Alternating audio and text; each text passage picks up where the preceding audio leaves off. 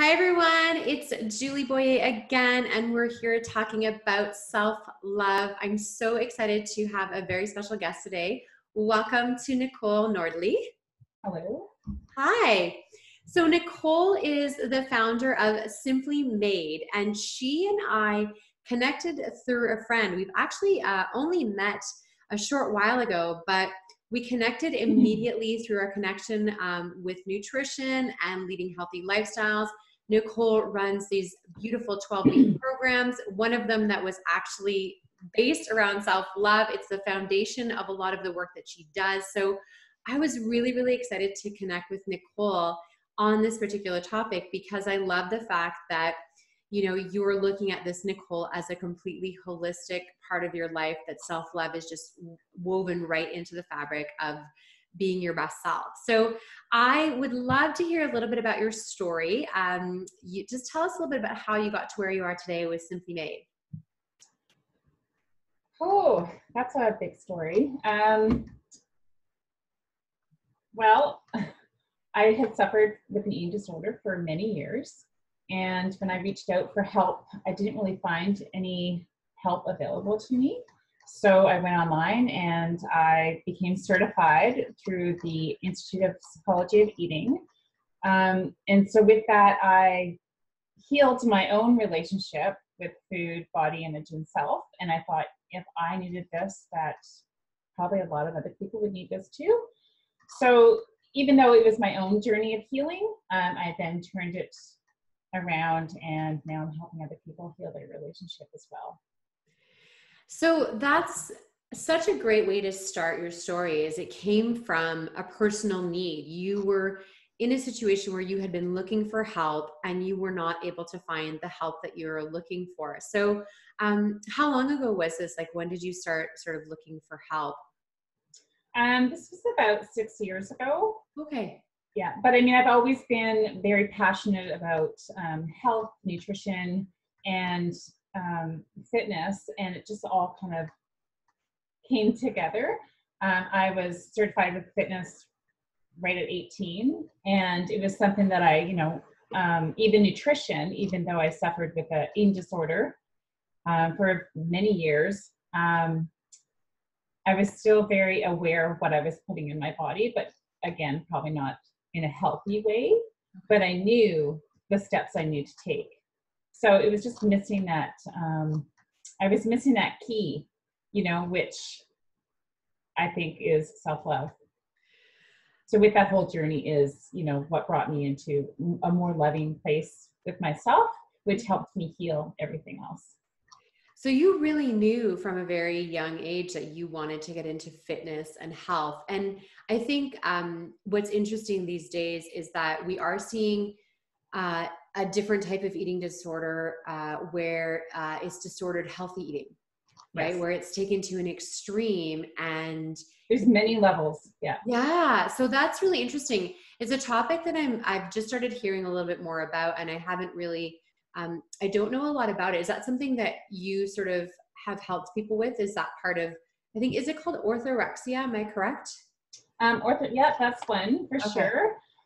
Yeah, so there's many different levels, and it's not that you can even look at a person and say, oh, they have an eating disorder, because it's just kind of like a mental illness as well, but we don't have a face or a look, right? Yes, definitely somebody with anorexia or something like that, maybe you can notice that a little bit more, but most things it's faceless. And it's not just women either. It's men, it's young children. It's coming where it really is a big thing, and it's sad. I don't even know how to, what else to say about that. I do agree that it is actually really sad. And I think, you mentioned that we think of women first, but of course it affects men. And the fact that it affects children is really upsetting, but it's the product of our diet culture. And that's actually one of the reasons I started this project, was because I was starting to really understand, I've been involved in nutrition and lifestyle and helping people to lose weight for many years. Pardon me. And I was like, starting to wonder, like, am I going about this the right way? Am I supporting people in the way that they need to be supported? And how do I help clients that do the program that, I prescribed basically? And what I do is with real food, like we eat real food, but they don't get the results that they wanted, or they don't get what they were looking for. And it is kind of what led me to the same kind of conclusion as you, is that self-love part is missing. And also the addressing of mental health. I think we can change the way that we eat. We can, move more, we can drink more water, but if we're not paying attention to our mental health, I think achieving, the goals that we've set out for our own health and our own, healthy lifestyle are not really going to be possible, because we're missing that really, really important piece. So tell me a little bit about how you serve your clients. You run programs. I think you said you run 3 programs a year. Yes. So it's called like the one right now is called Healthy You. It's a 12-week program. It started in September. We're just kind of finishing up now towards the end of November. It's health and fitness, or nutrition and fitness. But my main thing with that, like I supply or provide workouts that I make and videotape in the garage. But my most thing is educating people on nutrition and stepping into a healthier, loving relationship with themselves. So we really work on mindset and, just changing the dialogue of how we talk to ourselves and show up for ourselves, and, being okay if we didn't get in a workout that day, or, I provide workouts, but it's not, you don't have to follow them. It's not that kind of a program. It's just helping people, move their bodies. Right. So like, that's the main thing. It's just, finding something that moves your body for at least 30 minutes a day, that you're happy about, makes you feel good. Yeah. And eating foods that, yes, 80-90% of the time I will stress eat healthy whole foods, because that is what's going to, fill your cells and make your body feel great, and work on your mental health with that, right? Mm-hmm. But it's releasing the labels around food, letting go of them, changing our dialogue, and no foods are off limits. And that's a big thing. I think this understanding of all these different lifestyle programs that are like, you can eat this, but you can't eat this, really creates actually mental anguish in a way. Cause you're like, why can't I ever have this? Am I going to go the rest of my life without ever having ice cream or cookies? I don't know. I don't think I want to live that way. Never being able to eat some of the things that I really enjoy. One of the things, Nicole, that really you and I started talking about when we first met was this concept of mindful or intuitive eating. And it's this is new language. This is a new way of thinking about food. And it does include, loving ourselves. And being conscious and mindful of what we're doing. Can you tell me a little bit more about what this concept means and how we can apply it?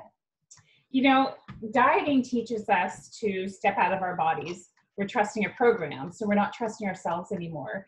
And mindful eating, and this is what I coach in my programs, through habits, healthy habits, is, coming back into your body and trusting it and listening to what your body needs, feeding it what it needs, resting when it needs, slowing down, and, just being really present for the meal. Right. And the more that we can appreciate the meal in front of us, the more nutrients actually we get out of it. And, a lot of times, I always say this, a lot of times we sit down for a meal, or we don't sit down for it, we rush through a meal. And then, we're still hungry, even though we could have eaten the right amount and everything, but we're still hungry afterwards. And it's not actually food that we're hungry for. We're actually missing that whole experience. So then, when we're finding ourselves in front of the fridge or in front of the pantry and, eating, it's because we have missed out on the experience of the meal beforehand. So we're actually trying to fill that void. We're not trying to fill a hunger void. It's, the mind-belly connection wasn't there.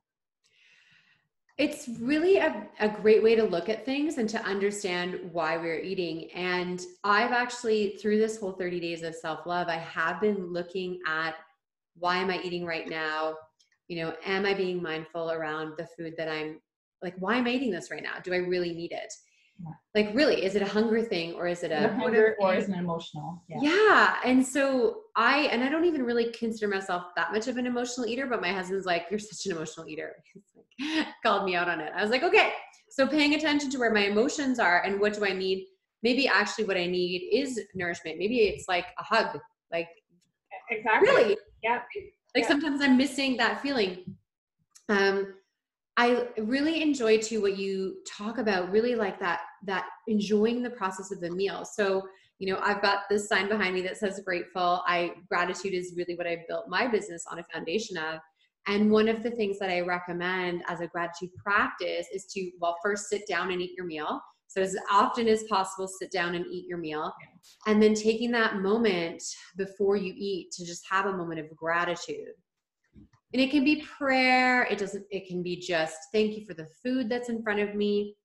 But that moment triggers that beginning of mindful eating because you've stopped before you pick up your fork, and then you get your salivary glands going and your digestive juices. Well, and it also, exactly, it helps with the digestion. And, a lot of times we come to a meal and we're stressed. We're holding on to the stress of the day, which then will shut down our digestion. So we're not actually getting anything from that meal.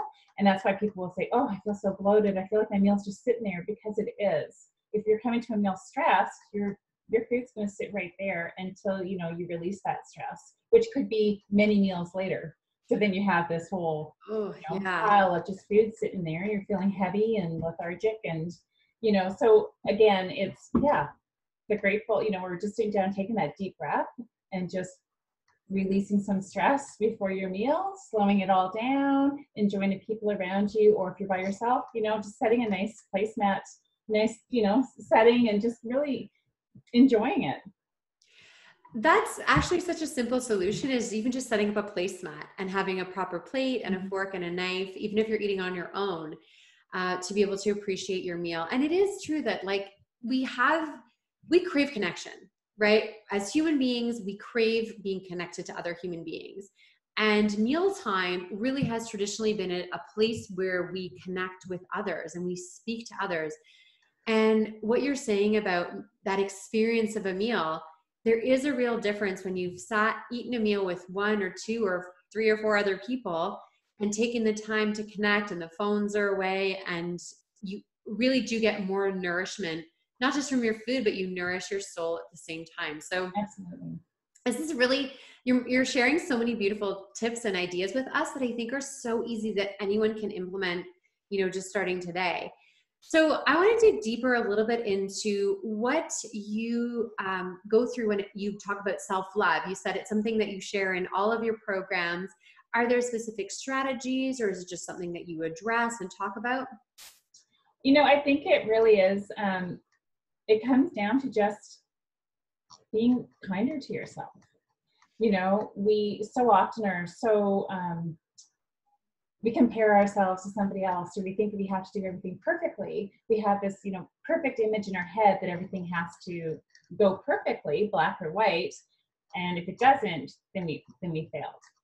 So, my thing is always, just wake up and simply just do your very best that day with whatever that day looks like, and each day is going to look differently. So as much as we can just be okay with that, and just keep reminding ourselves, okay, I did my best. Tomorrow's different, tomorrow I'll try again. And each day just getting up and just doing, the best that you can with whatever that day presents.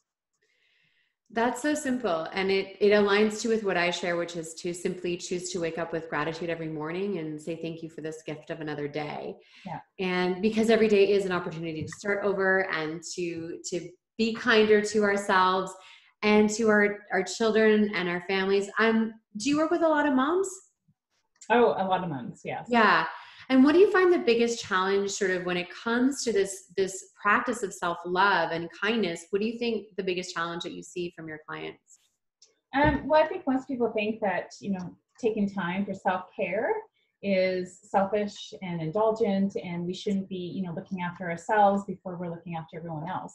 But it's backwards. So that's another thing I'm trying to help them understand is, we have to fill our own cup first, and it has to be overflowing before we can give to others, right? And when it's overflowing, when we're giving that bit you know, we're better able to give and show up and be a better mom and be a better, you know, wife and friend and all that.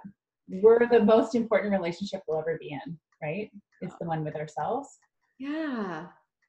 And we forget that. And it's interesting, just before we spoke, I was reading a really interesting article that, you know, we've been studying about how burnt out moms are, and that, you know, going for self-care, for a pedicure or a spa actually doesn't solve the problem, because it's like a Band-Aid solution, but it's this everyday self-love and kindness that actually helps chip away at that feeling of burnout. And all the things you're suggesting, it is really about holistic health, right? You can start with one thing at a time, but it's these little tweaks that we do in our day that allow us to become someone who is kinder to ourselves, someone who does maybe overcome an eating disorder, someone who does potentially, you know, start to release weight that they haven't been able to, because they're doing all these little pieces together. And I think that's what I really like about your approach to health, to nutrition, to fitness, is you're really looking at a holistic picture that includes the mental health piece. So is there anything specific that you do around mental health when you're working with your clients? You know, I just keep reminding them to do that daily check-in with themselves and really, you know, see what that conversation that they're having, that dialogue, you know, getting out for a walk, being in nature. Nature is so healing, you know, mind, body, everything. And, you know, yeah, just doing that check-in with yourself and seeing where the, you know, the dialogue is, and seeing where you can, you know, change the words that you're saying to yourself, right? Again, releasing that perfection and just, again, saying, you know, I'm doing my best, or just having like a word, you know, when I was really going through my eating disorder and everything and healing from it, you know, I used to write the word "I am okay" on my hand. And that was just something I had to keep, you know, looking at, saying, and, you know, taking a deep breath and just going, hey, I am okay. I am okay. And I have to say it, you know, a few times, but the more I said it, the more I believed it. I love these amazing ideas you're sharing. It's really neat to hear someone who's really aligned with the message that I'm sharing, but you're doing it in different ways. So that was actually the whole point of this project, was for me to learn from other people that are doing this kind of work. So now I want to kind of hear about Nicole. So what are the self-love practices that you do in your own life? If you look at it kind of over a week, what are the kinds of things that you would do for yourself?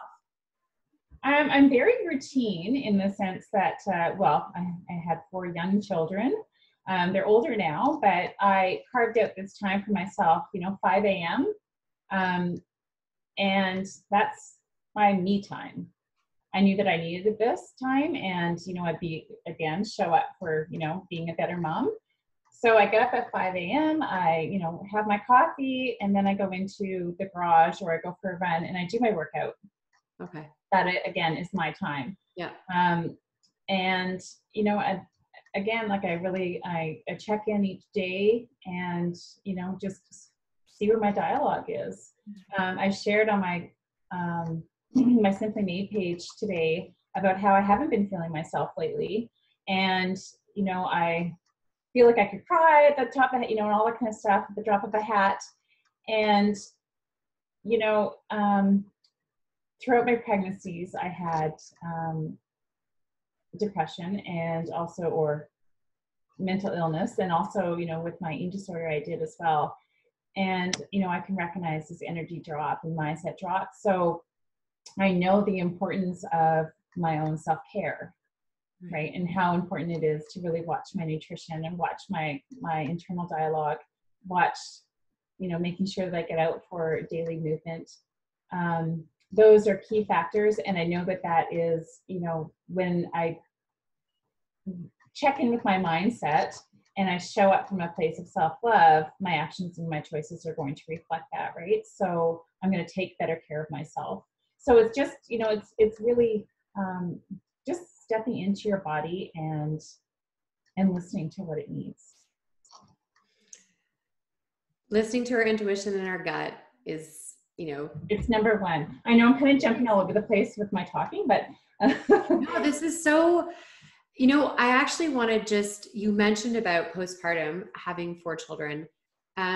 I do want to mention that again. I did an interview with another health coach actually, who suffered from postpartum depression for a really long time, and she didn't even know she was unwell until she saw like a documentary. She happened to see this documentary that said she was suffering. And I'm glad you mentioned it, because the thing you said first is you've not been feeling yourself. And I think that we often could dismiss that's normal to not feel like yourself. Something is a little bit off. But I encourage women who are watching this, and men who might be watching this, if you don't feel like yourself, if you feel like something is off, it could be as simple as your vitamin D levels are too low. Very simple, right? We live in Vancouver Island, it's dark and there's no sun. But it could be something else. It could be, postpartum depression can be years after you've had a child, and especially if it's undiagnosed. So I'm actually so grateful for the stuff that you've brought up, the topics that you've mentioned, because these are things that we don't hear enough about. And there is a lot of bravery in saying, yes, I've suffered from an eating disorder and I've healed. Yes, I suffered from postpartum depression, so I'm more susceptible to that now. So we have to watch my mental health. I think more and more people are starting to be aware that this is not an exception. There are unfortunately too many people who are dealing with this. And so, well, we almost think that it's a taboo subject, right? Yeah. That we have to put on this brave face. And when, I want to say, I was a functioning, with my mental health when I was after my children, because I still got up every single day. It wasn't like I was in bed lying there, that kind of a thing. I was up every single day and looking after them, and I was putting on that fake smile, and you would never know by looking at me that I, was struggling, but I was. And I think that that's, the majority of the people, they still have to get up for work. They still have to get up and care for their children. And, I guess what I'm trying to say is, even with me putting it up here on my page, vulnerable, yes. But I think more people need to see that, we're not in this alone. Yeah. And, the more that we can, put out our hand and help another person, then, it's just going to keep circling around.